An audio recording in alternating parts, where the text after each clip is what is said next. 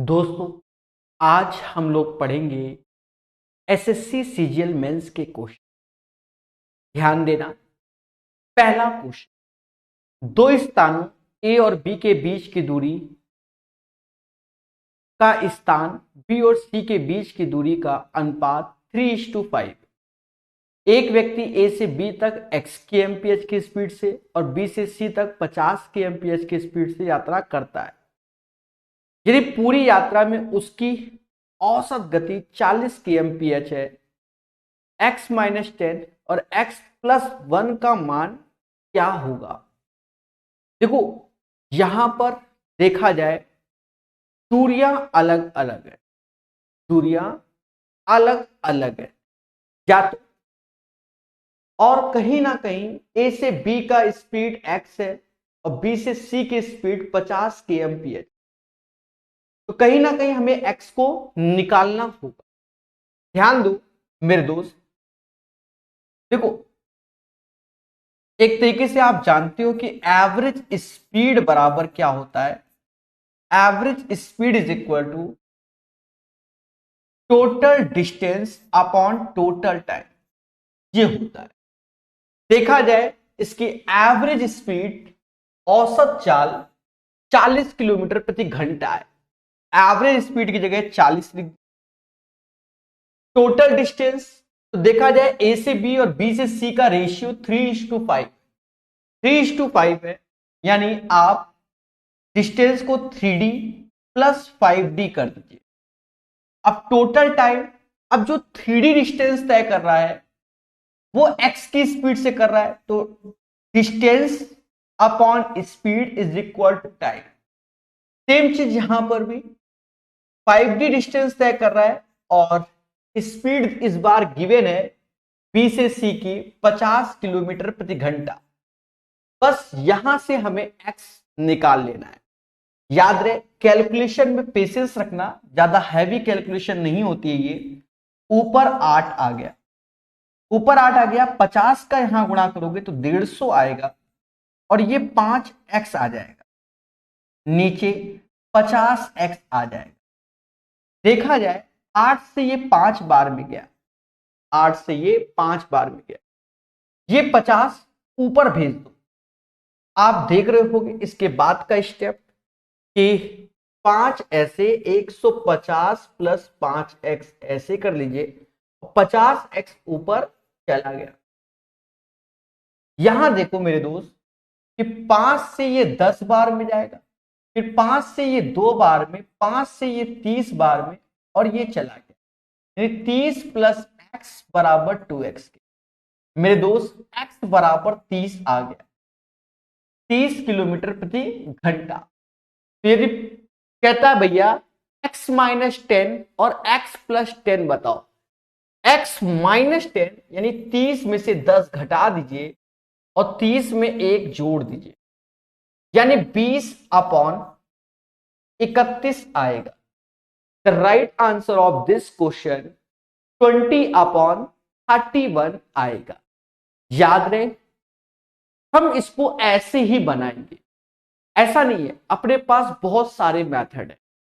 Reason होता है जब मेंस का पेपर होता है और हर बार कुछ ना कुछ नया क्वेश्चन होता है, तो ज्यादातर आप बेसिक कॉन्सेप्ट पे ही फोकस करें, उससे क्या होगा, आंसर गलत नहीं होगा, जितने होंगे सही होंगे। ठीक है। अब बच्चा कहेगा सर इसमें स्पीड बनाओ, अरे सब बन जाती है, आप एक बार सही से लगाओ तो, सही से लगाओ तो ऑटोमेटिक आपकी स्पीड बन जाएगी। बात समझ में आई कि नहीं आई? पहले बोलो हाँ। तो याद रहे, बेहतरीन तरीका है total distance upon total time. कुछ क्वेश्चंस अच्छे होते हैं जहां हमें पेन चलाना पड़ता है।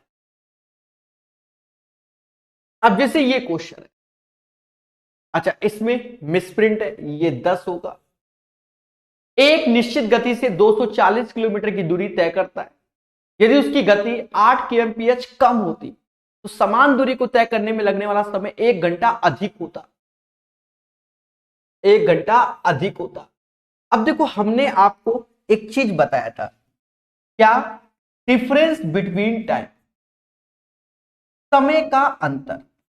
जब भी समय का अंतर हो, डिफरेंस बिटवीन टाइम हो, आप शुरुआत के देखना लेक्चर, तो जब डिफरेंस बिटवीन टाइम होता है, समय का अंतर, अगर आपको डिस्टेंस निकालनी है तो पहले की स्पीड दूसरे की स्पीड दोनों की स्पीड का अंतर और डिफरेंस बिटवीन टाइम जो कि घंटा में लिखना है।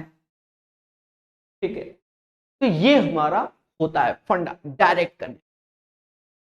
समझ गए? अब यहां समझो, ए एक निश्चित गति से 240 किलोमीटर की दूरी तय करता है, यानी डिस्टेंस हमारी 240 है। उसकी गति में 8 kmph कम हो जाए तो पहले x स्पीड थी, आज x माइनस 10 है, दोनों का अंतर 10 आया। ऐसा होने से लगने वाले समय का अंतर 1 घंटा अधिक है, यानी डिफरेंस बिटवीन टाइम 1 है। मेरे दोस्त इसको कैलकुलेट करो। अब थोड़ा सा यहां ध्यान देना होता है, यही यही अब या तो आप बिल्कुल कैलकुलेट करो या थोड़ा बहुत दिमाग चलाओ। ये 2400 हो गया, ये कितना हो गया? 2400 हो गया। ठीक है, 2400 को ऐसा ब्रेक करो कि डिफरेंस 10 का आ जाए।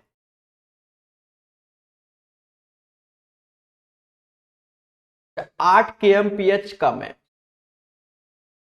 ये 8 दिया गया मेरे को।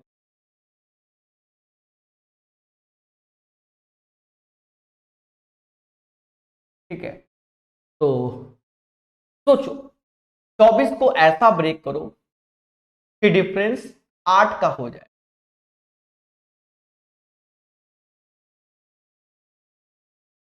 40 और 48, ये होगा 6 को 24 गुणे 8 और ये x x माइनस 8। देखा जाए ये 48 हो गया, ये 40 हो गया, यानी 40 गुणे 48। करने को तो आप क्वाड्रेटिक बना के भी कर सकते हैं।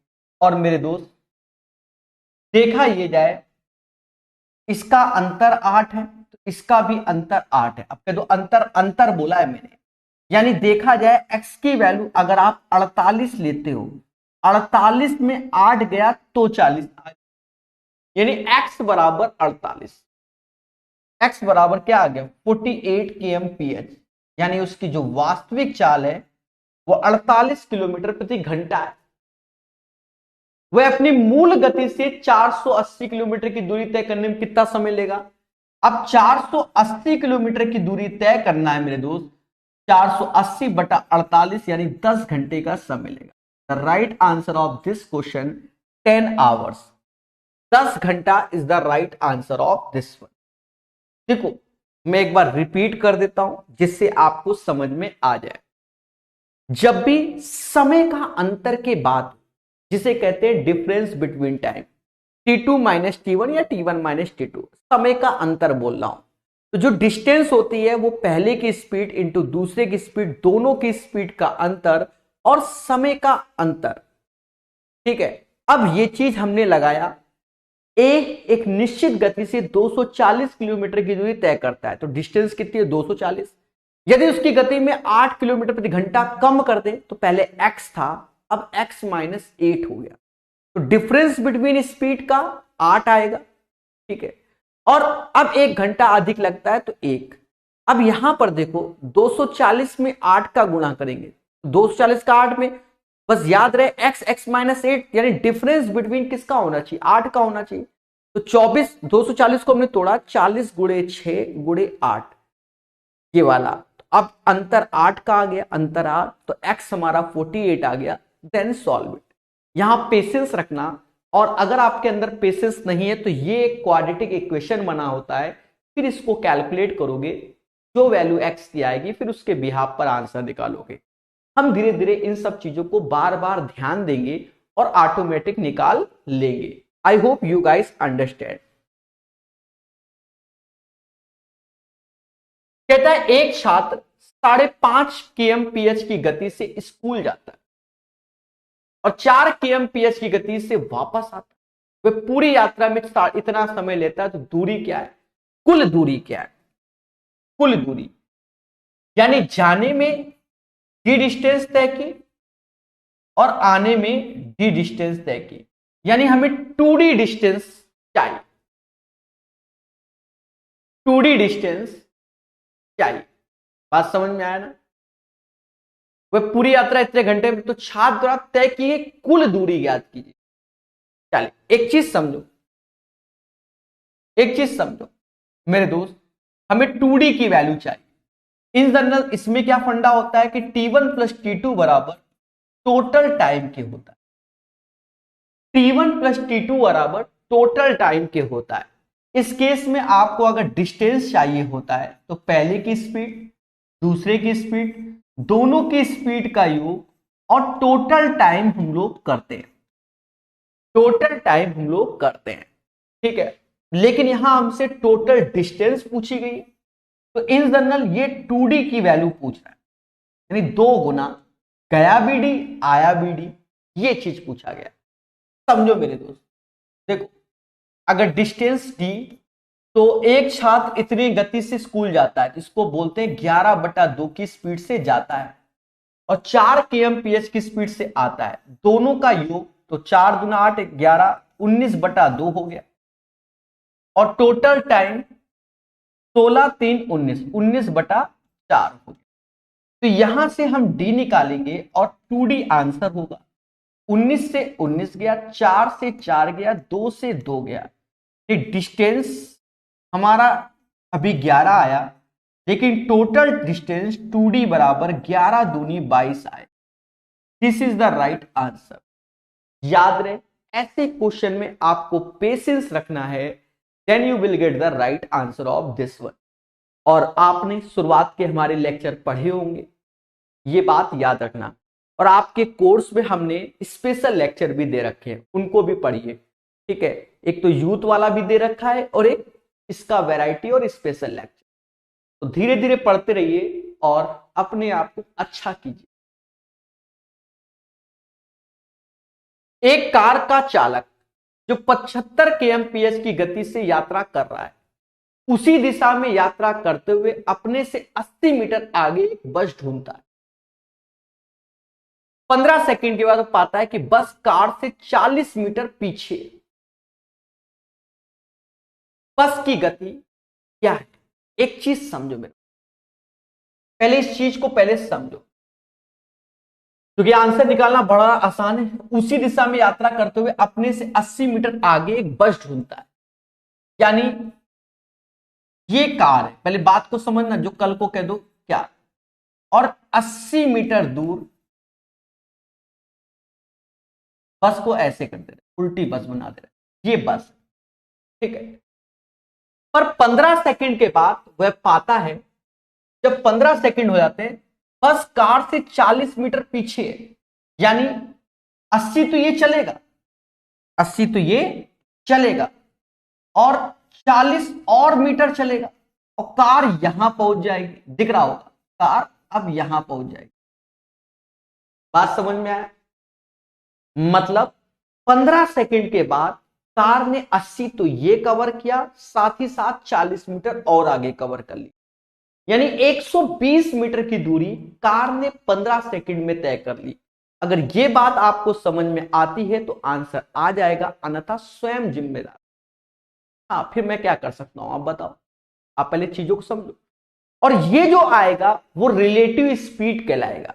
क्यों? क्योंकि सेम डायरेक्शन में जा रही होते। क्या? सेम डायरेक्शन में जा रहे होते। जब भी सेम डायरेक्शन में जा रहे होते तो रिलेटिव स्पीड जो होती है, दोनों स्पीड का अंतर होता है, यानी u1 माइनस u2, इसे रिलेटिव स्पीड कहेंगे जब सेम डायरेक्शन में होती है। तो रिलेटिव स्पीड क्या? 80 और 40, 120 मीटर की दूरी तय की कितने समय में?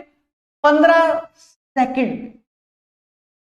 बस की गति kmph में चाहिए, कोई दिक्कत नहीं, इसको kmph में कन्वर्ट कर लो, ये मीटर पर सेकंड में है, तो 18/5, 5/18 का गुणा करते हैं तो समझ रहोगे, अब 18/5 का करेंगे तो ये मीटर पर सेकंड में कन्वर्ट हो जाएगा। उम्मीद है मेरी बातों को आप गंभीरता से लेते होंगे।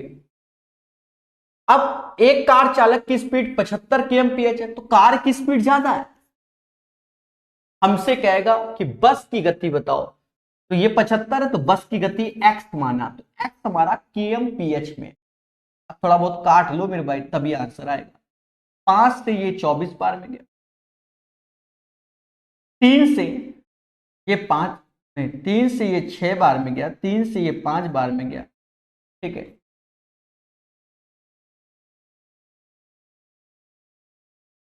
24 गुणे 6 डिवाइड बाय 5, 28.5, क्योंकि 24 गुणे 6 144, 5 से भाग दोगे 28.5 आएगा। बात समझ में आई?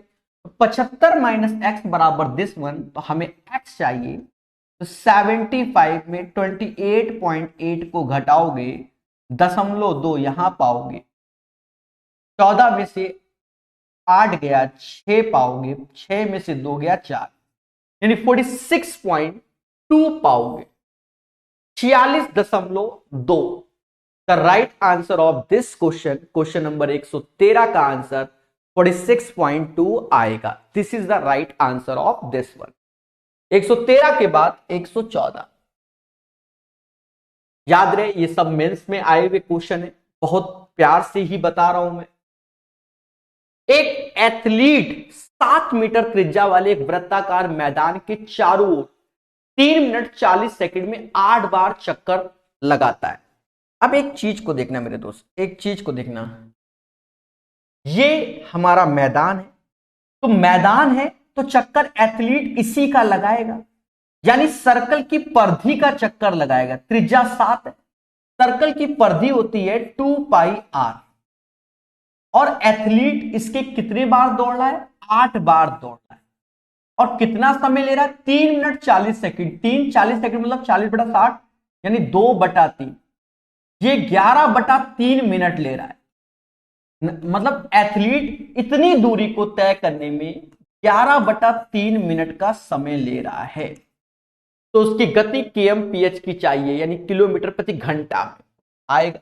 अब एक चीज देखो, कैलकुलेशन, तो पाई मतलब 22/7, त्रिज्या 7 ही है, और ये 8, इतनी दूरी को तय करने में 11/3 मिनट का समय लग रहा है दया। 11 से ये 2 बार में जाएगा, 7 से 7, 3 का उधर कर दो, 1 मिनट में 8 चौक 32, 8 चौक 32, 32 क्या है? 96, 1 मिनट में 96 मीटर तय करता है। और 1 घंटा, क्योंकि किलोमीटर प्रति घंटा में 60 का इधर गुणा कर दो, 60 का उधर कर दो, तो 0 36 3 हासिल, 9 चौक 54, 54 3 54 3 57, 54 3 57, यानी 1 घंटे में, अब ये मीटर आया, 1 घंटे में 5.76 मीटर की दूरी तय करेगा। 1 घंटे में 5.76 किलोमीटर की दूरी तय करेगा। आंसर kmph में दिखाना है मेरे दोस्त, डरो नहीं लड़ो।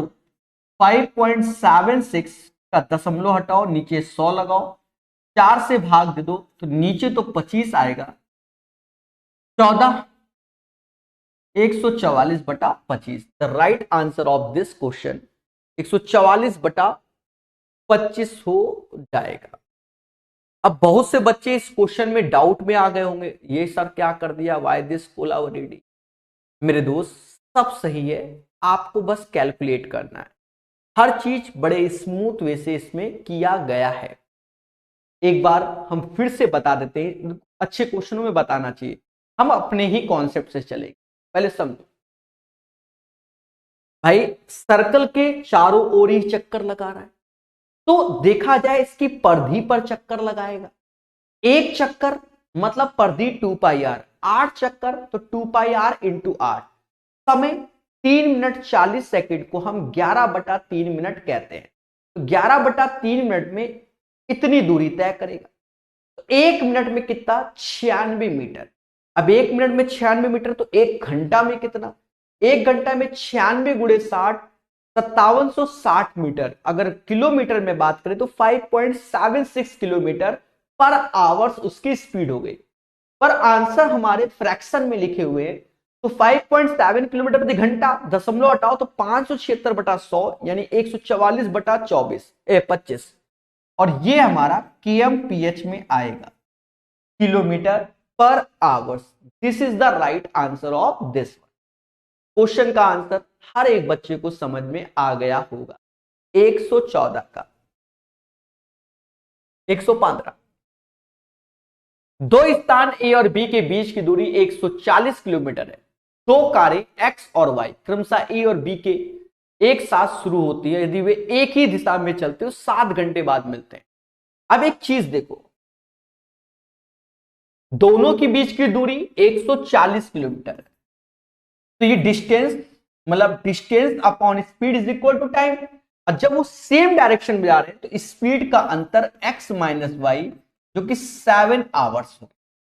और वह यदि वे एक दूसरे की ओर बढ़ते हैं तो 1 घंटे के बाद मिलते हैं।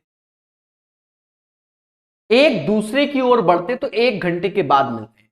यानी जब टूवर्ड्स ईच अदर आते एक दूसरे की ओर, they move towards each other. देखो टूवर्ड्स ईच अदर, एक दूसरे की ओर आते हैं। पहले तो सेम डायरेक्शन जाए थे, अब एक दूसरे की ओर आएंगे तो स्पीड जुड़ जाएगी। 140 upon X plus Y speed होगी इस केस में 1 घंटा। बस यही दो इक्वेशन है, सॉल्व कर लीजिए आंसर आएगा। लेकिन याद रहे कहता कार वाई की गति क्या है, यदि वाई की गति एक्स की गति से अधिक है, यानी वाई बड़ा है एक्स से। जब इसने वाई बड़ा बोल दिया एक्स से मेरे भाई, तो यहां पर रिप्लेस कर दो, यहां पर बदलाव करना पड़ेगा। वाई की स्पीड ज्यादा होगी, एक्स की कम होगी, ये बात ध्यान रखना। समझ गए? डिफरेंस बिटवीन टाइम लेना है, पर जिसकी स्पीड ज्यादा है उसको आगे रखो, तो वाई की कह रहा है, तो वाई माइनस एक्स, और ये ऐसे। उम्मीद है ये बात क्लियर हो गई होगी, तभी मैंने बाद में बदलाव किया, वरना पहले कर देता। समझ गए ना मेरे भाई? अब मेरे दोस्त 7 से ये 20 बार में जाएगा, यानी y माइनस एक्स बराबर 20 के, और y प्लस एक्स बराबर 140। दोनों को जोड़ दो तो 2y बराबर 160 के, तो y बराबर 80, यानी 80 किलोमीटर प्रति घंटा स्पीड होगी। 80 किलोमीटर प्रति घंटा स्पीड होगी किसकी? y की। The right answer of this question 80 kmph होगा, 80 किलोमीटर प्रति घंटा। उम्मीद है क्वेश्चन नंबर 115 हर एक बच्चे को क्लियर हो गया होगा। चलिए एक और मेंस का क्वेश्चन है, एक और है, ध्यान देना, बेहतरीन क्वेश्चन है ये। एक्स वाई प्रत्येक 90 किलोमीटर की दूरी इस प्रकार तय करते कि वाई की गति एक्स की गति से अधिक है। उनकी गति का योग 100 किलोमीटर प्रति घंटा है और दोनों द्वारा लिया गया कुल समय इतना है। तो देखो एक चीज समझो, एक्स और वाई प्रत्येक 90 किलोमीटर की दूरी इस प्रकार तय करते हैं, यानी दोनों 90 किलोमीटर की दूरी तय कर रहे हैं। ठीक है, प्रकार कि वाई की गति एक्स की गति से अधिक है और उनकी गति का योग इतना है, दोनों द्वारा लिया गया कुल समय, डिफरेंस बिटवीन टाइम नहीं, टोटल डिस्टेंस। अब एक चीज समझो, वाई की गति एक्स की गति से अधिक है, माना मेरी बात सुनो, माना एक्स की गति अगर ए है तो वाई की गति 100 माइनस ए हो जाए। सर क्यों? क्योंकि दोनों की गति का योग 100 दिया। अच्छा एक और चीज हम जानते हैं, अगर डिस्टेंस बराबर देखें तो पहले की स्पीड दूसरे की स्पीड, दोनों की स्पीड का योग और इनटू टोटल टाइम वाला फंडा लगा दो, टोटल टाइम लगा दो। तो पहले डिस्टेंस तो 90 किलोमीटर ईच है, क्योंकि प्रत्येक बोला गया तो 90 ही टोटल है, मतलब डिस्टेंस है। पहले एक्स की स्पीड ए है, वाई की स्पीड 100 माइनस ए है, और ध्यान देना दोनों का अगर हम योग करते हैं, दोनों का हम योग करते हैं तो वो 100 है। ठीक है, 3 घंटा 45 मिनट यानी 3/4, 45 मिनट को हम 45/60 यानी 3/4, 12 3 15, 15/4 समय बोलेंगे। अब इसी को कैलकुलेट कर लो मेरे दोस्त, ध्यान देना, 15 से ये 6 बार में गया, अब ये 6 को 24 गुणे 100 और ए 100 माइनस ए आया। ये चीज हमारे सामने आया। अब इसे बड़े पेशेंस के साथ सॉल्व करो। याद रहे, यहां पर ए को या तो क्वाड्रेटिक इक्वेशन को आप सॉल्व कर लो जाके, या दिमाग लगाओ, दिमाग लगाओ, ठीक है, कि दोनों का ऐसी ए की वैल्यू हो जो रखे वो बदल जाए। तो मुझे साफ साफ समझ में आ रहा है, 6 को 24, एक जीरो इधर दे दो, 60 गुणे 40, 2400 को हम 60 गुणे 40 बोल सकते हैं, और ए 100 माइनस ए। ये मुझे तुरंत क्यों समझ में आया, अभी सब समझ में आया। एक्चुअल में क्या है, प्रैक्टिस। 60 को अगर मैं यहां रखूंगा तो 100 में से 60 गया, 40 आया। अगर ए 60 है तो 100 में से 60 गया, 100 में से 60 गया, 40 आया। बोलो हाँ। अच्छा, अगर ए 40 है, अगर 40 है तो 100 में से 40 गया, 60 आया। यानी ए आप डिसाइड कर सकते हो इसके बिहाफ पर। लेकिन अभी मुद्दा है कि हम ए क्या डिसाइड करें, 60 डिसाइड करें कि 40 डिसाइड करें। तो आपको ए 40 डिसाइड करना पड़ेगा। सर वाई ए 40 क्यों डिसाइड करना पड़ेगा? क्योंकि एक कंडीशन एप्लीकेबल है। क्या? अब ए कम होगा तभी तो वाई बड़ा हो, मतलब ए कम होगा तभी तो वाई की वैल्यू ज्यादा होगी अकॉर्डिंग टू द क्वेश्चन। अगर ए हमारा 40 है, समझ गए ना, ये कंडीशन के कारण, तो 100 में से 40 गया तो ये 60 आ जाएगा। तो हमसे कहता है एक्स की गति और वाई की गति का अनुपात, एक्स की गति 40 है और वाई की गति 60 है, और मेरे दोस्त 2:3 आंसर है। तो ये बेहतरीन क्वेश्चन है, इसे हमेशा ध्यान रखना, ठीक है।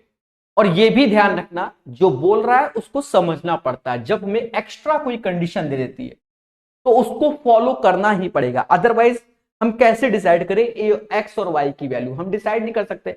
मान लो यहां पर मैं दिमाग लगा लिया, वरना क्वाड्रेटिक होता हम सॉल्व करते, ए निकलता, ए की 2 वैल्यू आती, 40 भी आती, 60 भी आती, तब हम क्या करते। तो ये कंडीशन इसीलिए दिया गया है कि आप इन चीजों को सही करके आए।